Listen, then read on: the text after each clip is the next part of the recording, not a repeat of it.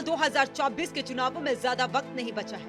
इसी को लेकर सभी दलों के नेताओं ने चुनावी मैदान फतेह करने के लिए अपने अपने स्तर पर तैयारियां शुरू कर दी हैं।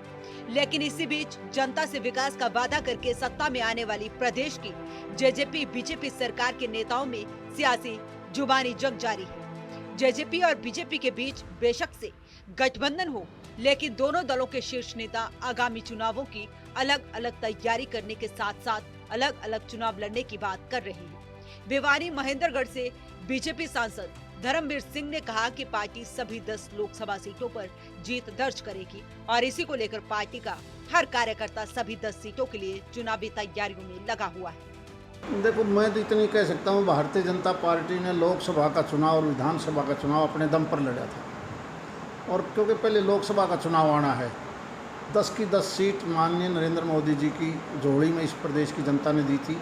और मोदी जी इस देश के लिए बहुत अच्छा कर रहे हैं, इसीलिए देश में पूर्ण बहुमत की सरकार हमारी बनी, दूसरी बार भी बनी। आगे जब भी चुनाव होगा तो आप देख लेना, पहले से भी ज़्यादा वोटों से 10 की 10 सीट फिर भारतीय जनता पार्टी जीतेगी।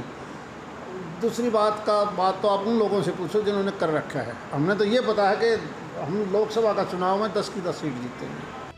वहीं पूर्व मंत्री मनीष ग्रोवर की ओर से दिए गए एक बयान ने प्रदेश के सियासी फिजाओं को गर्म कर दिया है। सुनिए जरा क्या कुछ कहा उन्होंने।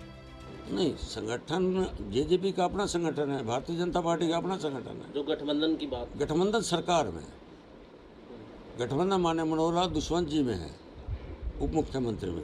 वर्तमान संगठन भारतीय जनता पार्टी का 90 के 90 विधानसभा में हमारा कार्यकर्ता काम कर रहा है।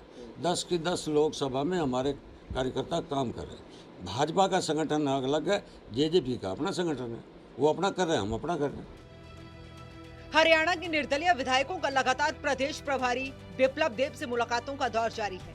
वहीं पृथला से विधायक नयन पाल रावत ने बिप्लब देब से उनके निवास स्थान पर जाकर मुलाकात की। बिप्लब देब ने कहा कि बीजेपी को सूबे में गठबंधन की कोई जरूरत नहीं है।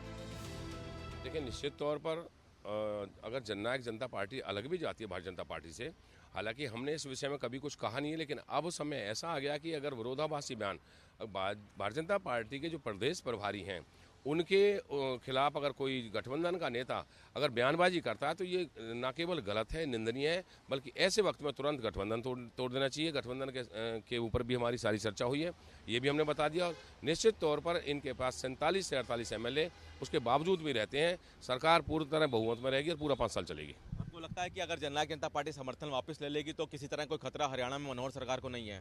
माननीय मनोहर जी की सरकार को ना कल खतरा था, ना आज खतरा, ना आगे खतरा रहेगा। काबिले गौर है कि सूबे के चुनावी समर के बीच जेजेपी और बीजेपी गठबंधन के नेताओं के बीच शुरू हुआ कोल्ड वॉर ने सूबे की सियासी तापमान को गर्म कर दिया है। ब्यूरो रिपोर्ट, सूर्य समाचार।